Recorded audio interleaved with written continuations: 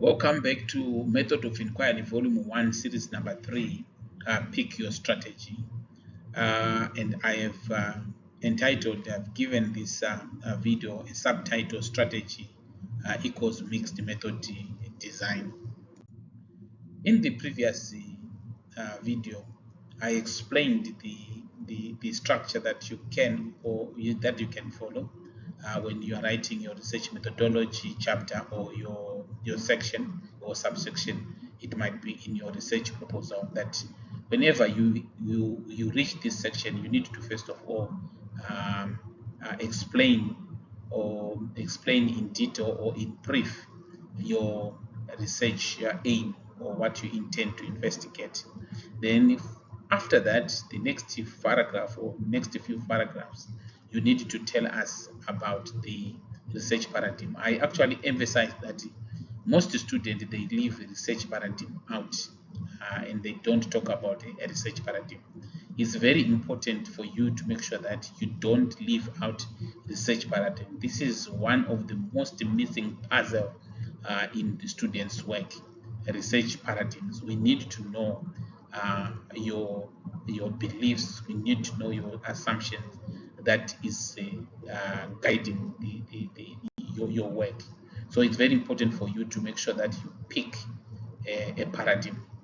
And in mixed method, as I said, we do not have the freedom to choose among thousands or ten thousands or millions of paradigms in research methodologies. We don't have that.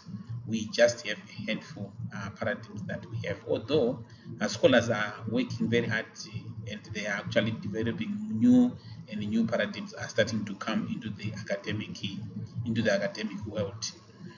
But the best paradigm for you to use when you are writing or you are using mixed method research as a method of inquiry is the pragmatism.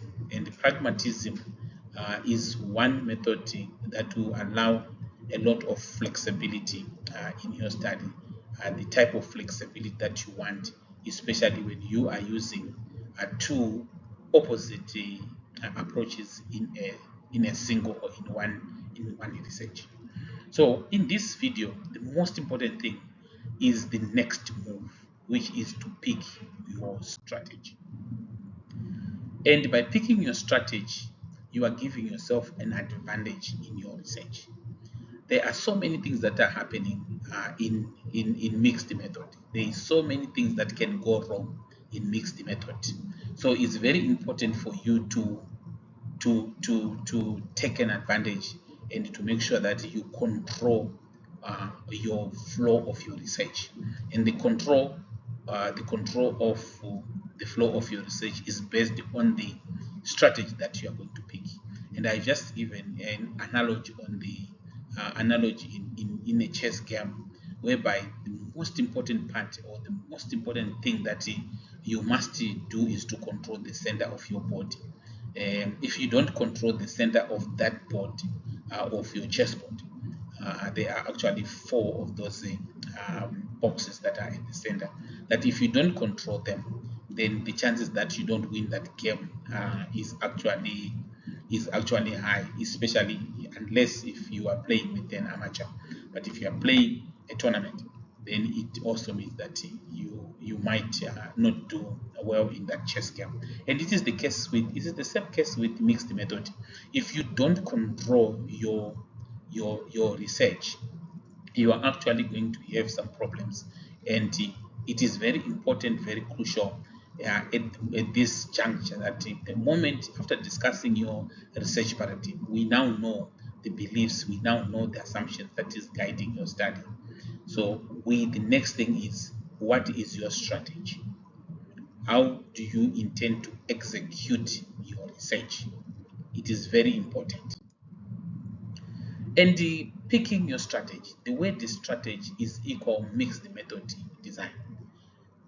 In one of the videos, I emphasized that I refer to research design. I prefer to call research design a research plan.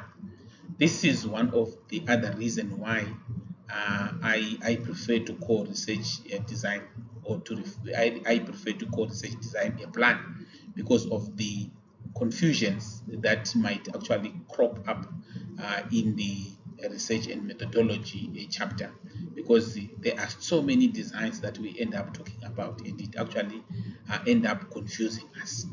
And in mixed method, we have got mixed method designs, which I am calling the strategies of carrying out a mixed method. And those designs, there are three, but in some literature you might hear four. I think Caswell, 2012, he mentions actually four of them, but I just want to take three of them to make this simple and to keep this very simple. The first one being explanatory sequential design, the second being exploratory sequential design, and the third being the convergent or concurrent design. These are three designs that we have, or these are three strategies that we have. And if it's very important for you to understand how to execute your strategy. So let's just go ahead and talk in brief of this strategy. The explanatory, the researcher first collect and analyze quantitative data. Then the findings inform qualitative data collection. So what we are saying, you are starting from a quantitative perspective, quantitative part of your study. You go out there, you collect your data, you analyze your data.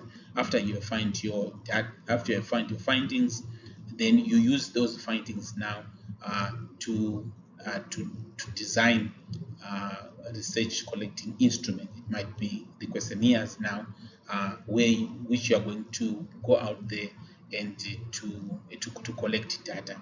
So it's actually very important for you to know that you are starting. So your strategy here will be, you start with the quantitative, then followed by qualitative. That will be your strategy. So anything that happens, if there is temptation for you to start from qualitative to quantitative, you need to tell yourself that no, I'm starting from quantitative, unless it's actually giving you valuable information that you decide now to start from qualitative to quantitative. But you need to come and change your strategy, because if you have adopted pragmatism, as I said, it gives you a much higher degree of flexibility in your study. So there's nothing wrong for you to come and change that. Then the next strategy is the exploratory strategy. In this strategy, is now the opposite or direct opposite of the explanatory sequential design or strategy. Here you are now starting from qualitative to quantitative. So what these designs entail is, whenever you are doing your research, you need, if you have decided to start from a qualitative, the only instruments that we want to see is the qualitative instruments. Then you go out there, you collect your qualitative data, then you come, then you analyze your qualitative data, then you have got your findings.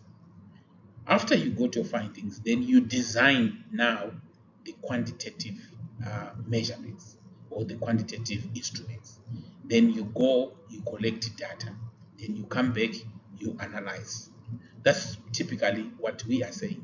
But I know in most universities they are not flexible, and I think it's also because most people, they don't understand these strategies. So they will force you to submit the qualitative instrument at the same time the quantitative instrument, but you are telling them that you are using an explanatory or exploratory sequential design. So you can't submit everything at the same time on your as they approve the proposal. But it's actually also hectic, because if you submit one instrument and when you want to design another instrument, they're going to ask you again to go through through the ethical committee, which is actually cumbersome.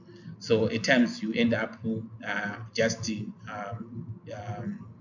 designing all the instrument and send them at once. So it's very important for you to also make sure that you follow what your institutions wants you to do. Then we have got the convergent or the concurrent one. In a convergent, we are saying qualitative and quantitative data are collected and analyzed during similar time frame. So here you are collecting qualitative data and at the same time quantitative data. You are interviewing people, for example, at the same time you are administering your questionnaire.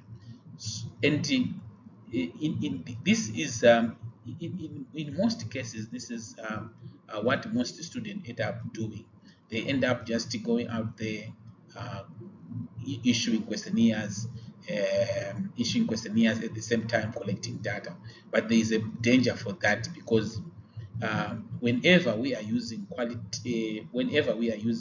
mixed method, we use mixed method for the reason that the research setting might be actually complex one, or might be involving a lot of multi-layered sections that are actually difficult for you to penetrate. So if you design a questionnaire, for example, together with your interview question, the findings that you end up finding might not be relevant, or might not, um, or might discredit your questionnaire. So it's actually very important for you to make sure that you you you you you, you either choose explanatory or a sequential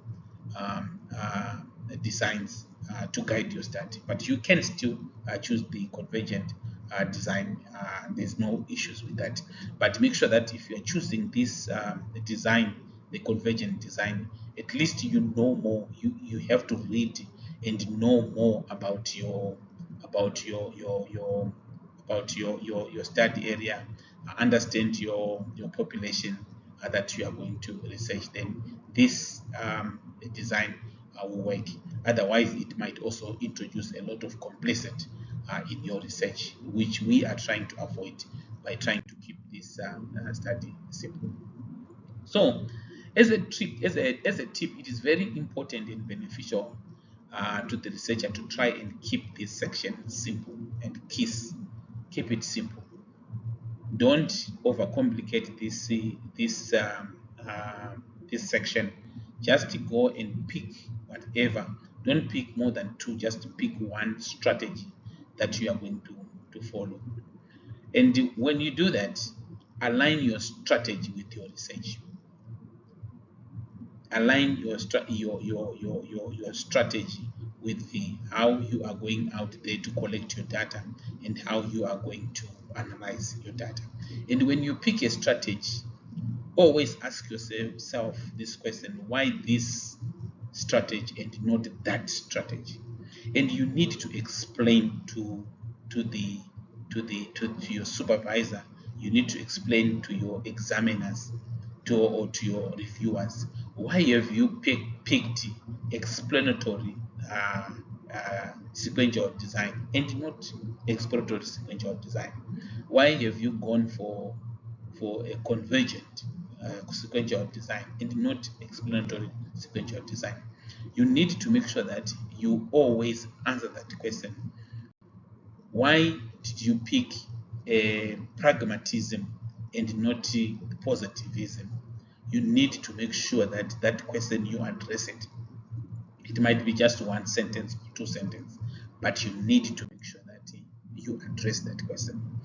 And now, yes, you have got two important elements in mixed method research. That the first one being the research paradigm, and the second one being the mixed method design, which I'm referring to as a strategy. And don't forget to pick the strategy, because it will actually help you it will give you the power to drive. It will give you the steering wheel license, let me call it, to make sure that you are in control with your research. And these are some of the books that you can also read if you have good access to them, and especially pragmatism and educational research. That is actually very important. And William James is the father of pragmatism. You can also go and read and hear some of his values. Then Caswell, this is actually one book that you need to pick, research design. Make sure that you have this copy. It's actually available free online. Don't forget to subscribe to our YouTube channel, Masters and Doctorate Degrees Tips and Tricks. And we have launched our one subscriber equal to two subscriber. Make sure that you are the first subscriber and just persuade one more subscriber to subscribe. We need to reach to millions of people. We need to influence educational and technological changes in our institution, and we can only do that if we grow in numbers. We can only do that if we grow in terms of our influence, in terms of our sponsorship. So it's very important for us to increase in terms of numbers. Do not forget to subscribe. Do not forget to share all the group links, the WhatsApp link, group links in different WhatsApp or groups. Thank you.